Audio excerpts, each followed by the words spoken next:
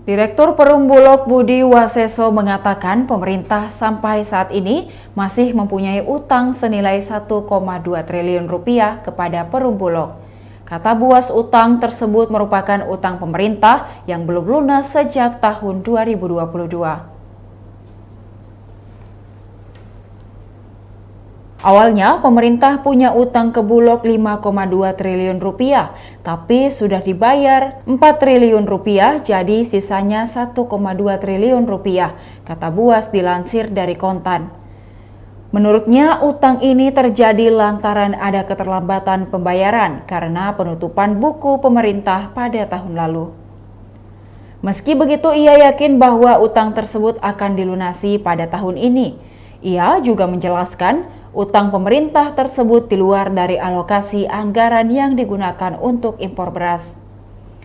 Khusus untuk impor beras, Buas mengatakan Perum Bulog telah mendapatkan pinjaman dari Himpunan Bank Negara atau Himbaras sebanyak 7 triliun rupiah. Sementara pemerintah tetap akan mengganti selisih pembelian beras impor yang akan dijual lebih murah ke pasaran dari harga seharusnya. Umpamanya sampai di gudang saya belinya 9.000 per kilogram, paling mahal. Tapi ketentuannya kan ngelepas Rp8.300 per kilogram, berarti ada selisih Rp700 kan? Nah, selisihnya dibayar oleh negara, jelas Buas.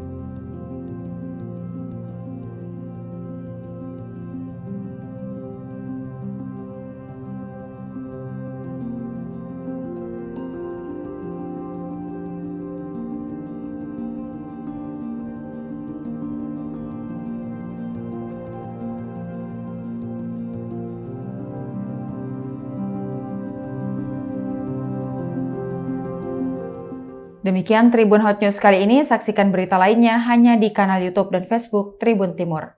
Terima kasih sudah nonton, jangan lupa like, subscribe, dan share ya!